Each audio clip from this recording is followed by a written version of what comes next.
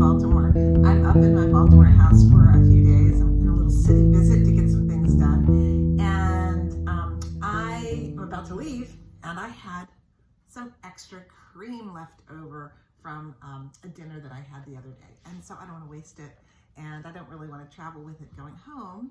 So I am going to make some butter, and you can do this easily at your house too. All you need is some heavy cream, some salt, and a jar with a lid, something that you can easily hold in your hand. I am just going to pour some cream into the jar, about that much. Now you can do this salted or unsalted, but I think salted butter is nicer. So I'm just going to add in some salt, put the lid on, that's very important, you'll see why. Now to start to shake. Our son was fortunate enough to attend a really wonderful school called the Waldorf School of Baltimore. There are Waldorf schools all over the world. In my son's kindergarten, the way that they taught children to think about time and cycles and days of the week, instead of Monday, Tuesday, Wednesday, just memorizing, every day the children made their own snack. Tuesday was bread day, and so the children would arrive and they would make bread together. And then they would sit around the table and they would sing songs and they would learn chants and they would make the butter. How they would make the butter would be to each child, it was a smaller jar, but they would pass it around. They had a song that went with it and a verse that went with making butter. And one person would shake it and then they pass it to the next person and they pass it to the next person and they pass it to the next person. And pretty soon they would see the butter beginning to form. Later, when the bread was out of the oven, they would have butter with their snack. So it's a fun thing to do with children. It teaches them how butter is made. It's also a fun thing to do as an icebreaker at a party or a gathering with adults.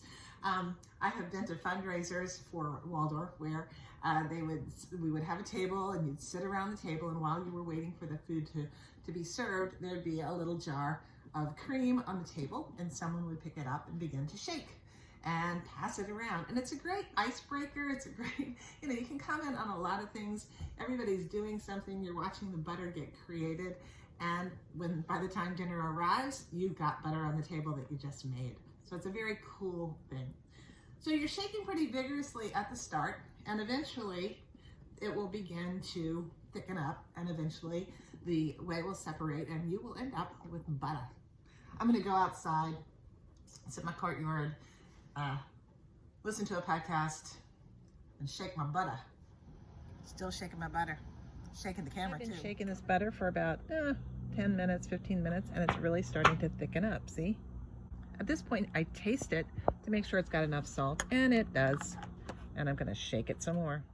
All right, I have just poured the whey off, and I'm just letting this drain a bit. And you can see the consistency of the butter. It's soft and nice, and very fresh tasting. And then I can put that in some wax paper or a crock and eat it.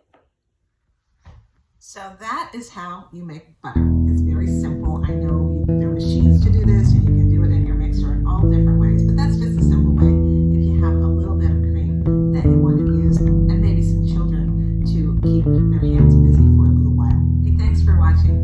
I hope your garden is doing well. Take care. Bye.